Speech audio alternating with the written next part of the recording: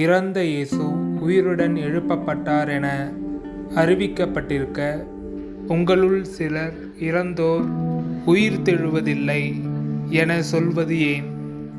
இறந்தோர் உயிர்த்தெழ மாட்டார் எனில் கிறிஸ்துவும் உயிருடன் எழுப்பப்படவில்லை என்றாகிவிடும்.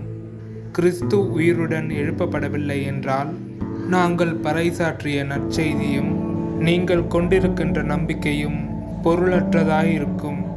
நாங்களும் கடவுளின் சார்பில் பொய் சான்று பகர்வோர் ஆவோம். ஏனெனில் இறந்தோர் உயிருடன் எழுப்பப்படுவதில்லை என்றால் கடவுள் உயிர்த்தெழ செய்யாத கிறிஸ்துவை கடவுள்தான் உயிர்த்தெழ செய்தார் என்று சான்று பகரும்போது கடவுளுக்கு எதிராக சான்று கூறுபவர்கள் ஆவோம் அல்லவா? கிறிஸ்துவிடம் நாம் கொண்டுள்ள எதிர்நோக்கு இவ்வுலக வாழ்வை மட்டும் சார்ந்திருந்தால் எல்லா மக்களையும் விட இறங்குதற்கு உரியவராய் இருப்போம்.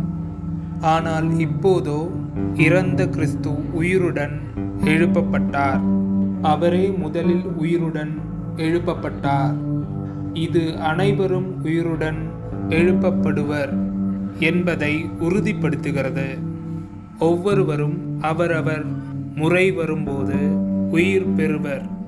கிறிஸ்துவே முதலில் உயிர் பெற்றார்.